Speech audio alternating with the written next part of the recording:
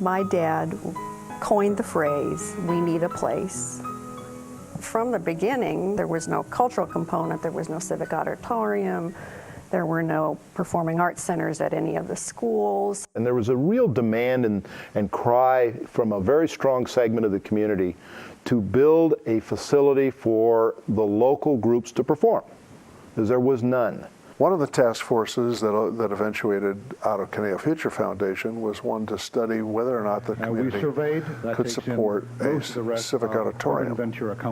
And so the thinking began, what if a new city hall was combined with the civic auditorium, which would also give the benefit of meeting the criteria of a ballot measure that had been passed by the community, the whole community voted on it. And that ballot measure included three things. One, the land needed to be provided free. Two, there needed to be an endowment to support the operations of the theater aspect. And the third criteria is that redevelopment money needed to be used to build a civic auditorium. The question arises is how we're going to pay for it. So after discussions between staff and with the city council, I developed a program for the financing. Dr. Olson took on the lead of founding the new organization, the Alliance for the Arts. He was key in both organizations. My husband and I were invited to a rather informal meeting of the embryo of Alliance for the Arts on Cecile Friedman's patio on Westlake. And Cecile Friedman, of course, had a very large role in the origins of the Alliance for the Arts. Steve Woodworth was chairman at the time, and he's the one who invited us. It was so exciting to me at that time to know the vision that they had, and I was particularly interested because I felt that we needed more of a cultural exposure, particularly for our children in our immediate area. Our fundraising efforts were really no different than really the design efforts of the facility itself. That being, we felt that in order to be a comprehensive organization representative of the community, we needed to involve as many people within the community as possible at whatever levels.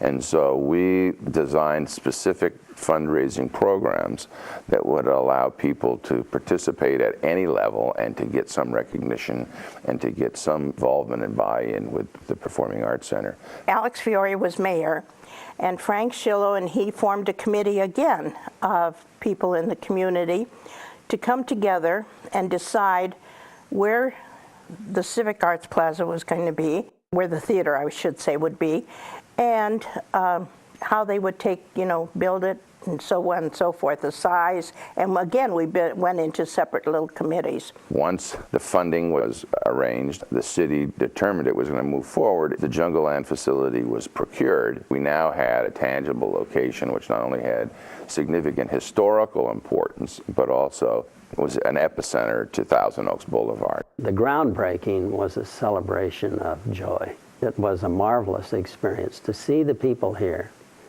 and even see many people who had serious doubts or outright opposition to it come and join in the groundbreaking as observers, and in some cases as participants. This was the beginning of a new era for Thousand Oaks.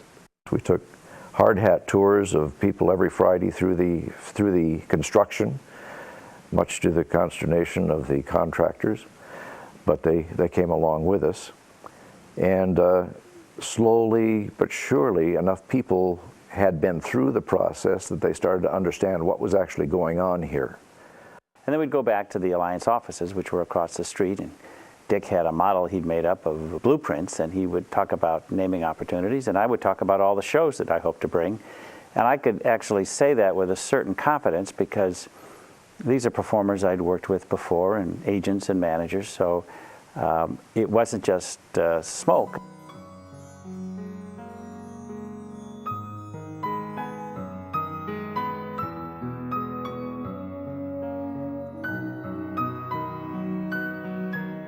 Well, Bernadette Peters was our opening night, and it was sold out.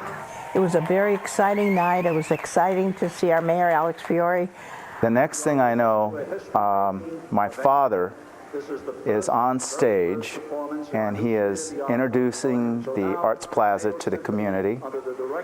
He's proud, but he's humble, because he knows it took a lot of people to get this thing completed. The Performing Arts Center is truly a rare opportunity.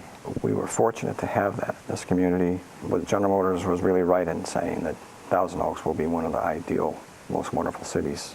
Certainly it's provided the community with the cultural arts in many, many different ways, and allows for families, for the schools, and a variety of people coming from a variety of areas and interests to come together and enjoy the arts.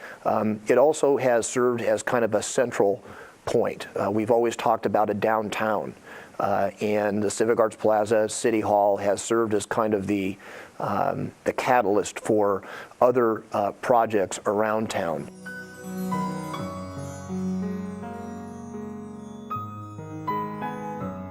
What should our slogan be now? You know, it was, we need a place was the first slogan, then we have a place, and he says, let's use the place. I go, of course, it's so easy.